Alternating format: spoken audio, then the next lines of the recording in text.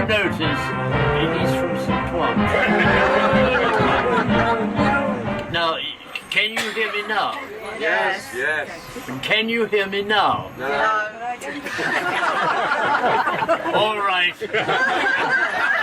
I've already judged that there are some here who are a difficult lot. I spent most of my life, as the gentleman on my left reminds me, as a teacher, and one soon learns that the difficult children are the ones who sit in the back. They choose to sit there not because they have the slightest interest in the lesson, but just to make trouble. And I'm just feeling. Do you feel that could be the case with this bunch? Yes. On your left, a rather substantial 19th century house. The bit on the right-hand side used to be a little shop. Mrs. Mills's. Yeah, but it was Mrs. Gould before then, Ellen. Mrs. Mills when I was little. Well, I stand corrected. Well, no, I don't, because I knew it as Mrs. Gould. Correct. She was a rather wonderful lady, a widow with two sons, both of whom went to Leyland Primary School nearby, both of whom obtained scholarships to Victoria College, both of whom obtained scholarships to Oxford. So that one of the customers of her little shop, where people also would collect their rations, were registered for their rations, a man called René Lamotte. He was a quite remarkable man. He was a tenant farmer, not well off.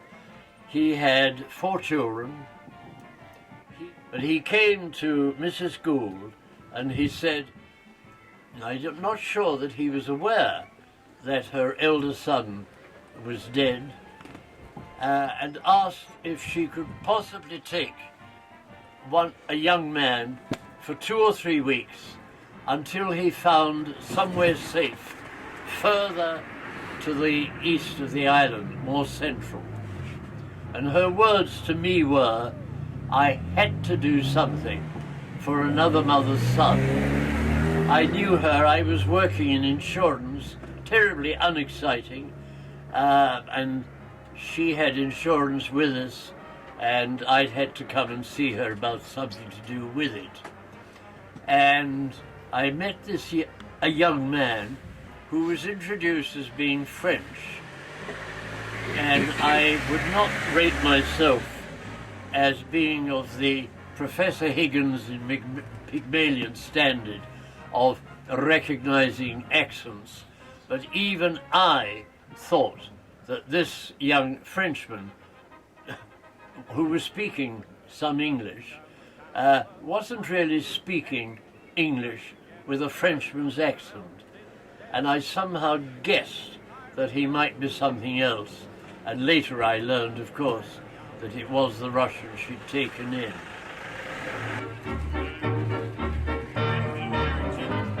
Now there's a sergeant major, enjoys life while he can. He proves to all the ladies he's a soldier and a man. He sticks out his chest, 2 pillars in his vest, a bolster under his rotunda. Our sergeant major, his medals break our hearts. He won them playing darts, and while competing, who was cheating? Our sergeant major is far away the worst friend we've ever had. When he's far away, well, we're mighty glad. In the canteen bar, you know what sergeants are.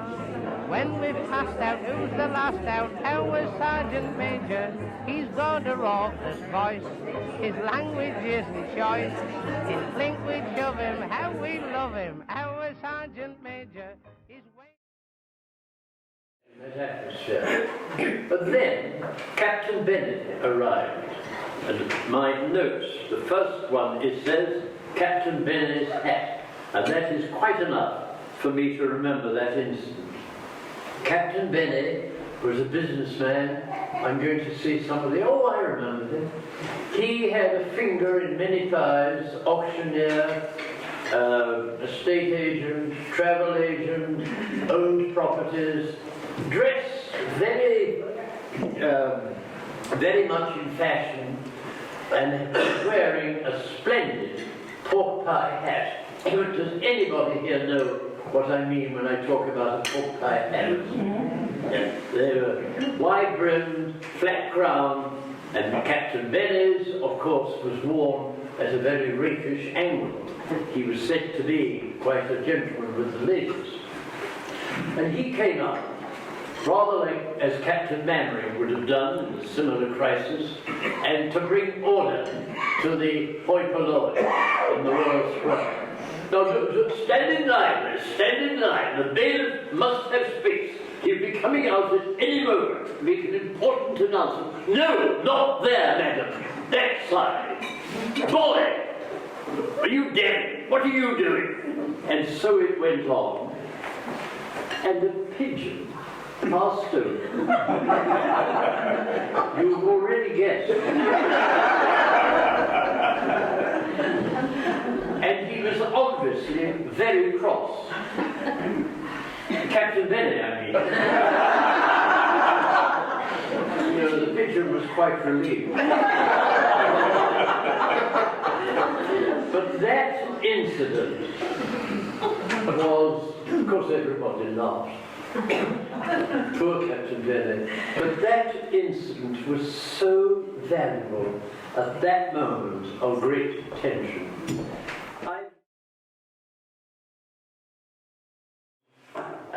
So I turned up Pearson Road to do something else, and there it was. So I pushed my bicycle against the wall, got the account out of my pocket, radiator room. They'd done a very good repair job, but it wasn't new. Wind. Splendid panel beating job and respray, but it wasn't new. Same thing with the bonnet, same thing with the door. And then, I was squatting down, and I was aware of somebody standing alongside, a man of enormous height, with a monocle. Nowadays, if I see a man with a monocle, I find it slightly comic and pretentious. But in those days, I was very naive. I was awed by anybody who had a monocle. I mean, they were, very And he had one of those German officers' caps that soared up like Shelley's skylark. And he bellowed down at me, "What are you doing?" And I was terrified, because he could have thought I was tampering with the vehicle. And I could be in a real mess. And I began to explain to him, "Excuse me, I do speak English." He was going from bad to worse. I was patronizing him, implying he was ill-educated. So I spoke more normally, and he reached for the account. "May I see?"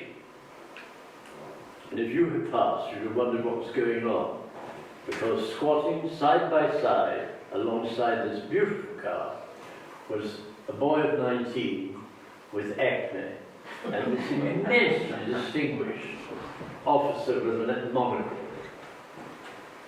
At last he came up to his enormous height and spoke. "So, I see, the motor repairs on this island are no more honest than those in Germany."